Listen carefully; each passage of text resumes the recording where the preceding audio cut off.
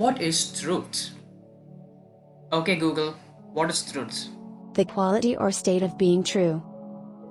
Well, that wasn't very helpful. You dare post me mortal. Forgive me, O mighty basilisk, for my transgressions. I'll figure it out by myself. Truth generally refers to a statement that is in accordance with fact or reality, but it gets a bit more complicated if we operate just under one term to describe that which is true. So, truth comes in three flavors usually: vanilla, chocolate, and butterscotch. Okay, I'm kidding. The three flavors are subjective, objective, and absolute. Subjective truth refers to our experiences and what we consider as true. I like ice cream is a true statement, and you like soup can also be a true statement, although it is beyond me why anyone would like soup. These are subjective truths. This doggo is very cute and adorable and just a delight to watch. But this also counts as subjective truth, as people with doggophobia might not find the dog very cute, although I have made a petition to declare this and all other doggos as objectively cute. No need to thank me. Objective truth, on the other hand, refers to statements that have no room for subjective interpretation, at least on paper. You could take the example of measurement as an objective standard. This doggo is small, and this doggo is brown.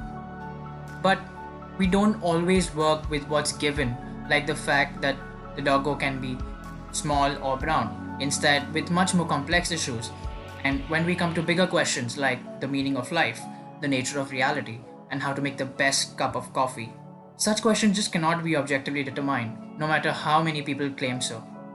And lastly, we come to absolute truth, and let me tell you something, that is a bit of a doozy. Say you exist, something that's objectively true in this reality, but that doesn't necessarily mean that you have to exist in all possible worlds. What if your mom and dad didn't meet each other? Then you wouldn't be born. So you exist in this world, but it is possible that you wouldn't have existed.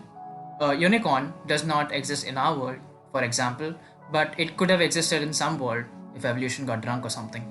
Clear so far? Good, because it's going to get a lot more doozy from here.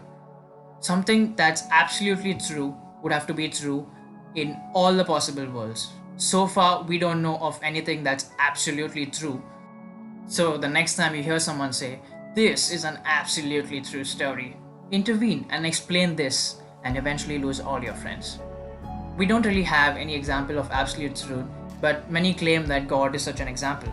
And since this video deals with epistemology, we won't talk about metaphysics. But let me tell you this, that's an entire trip in itself.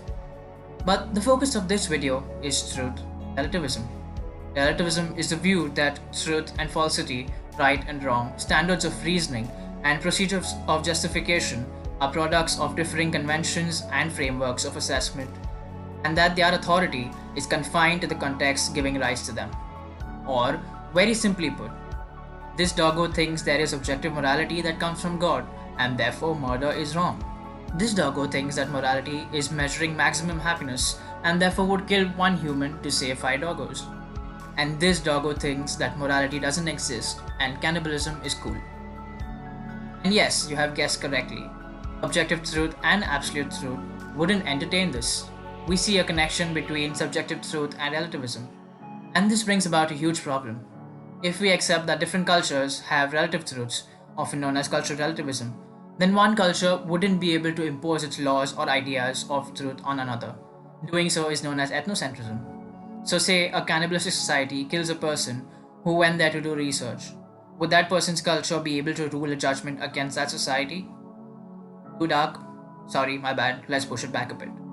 But you get my point, right? If the truth we all experience is relative, then policies become difficult to manage. One doggo says that doggo God would want to give treats to all doggos, but another says that it makes most sense to him that only good doggos get treats. Each claiming their truth is objective, which isn't always possible as they are at times contradictory. And therefore most policies these days are based on statistical data and or research to work objectively. So I'm going to end this video with a few words by Nietzsche. In his preface of Beyond Good and Evil, he writes, "Supposing that truth is a woman, what then?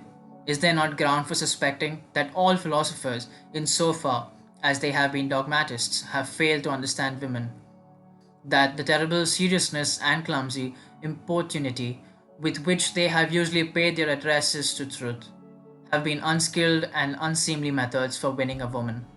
Certainly, she has never allowed herself to be won, and at present, every kind of dogma stands with sad and discouraged mien, if indeed it stands at all.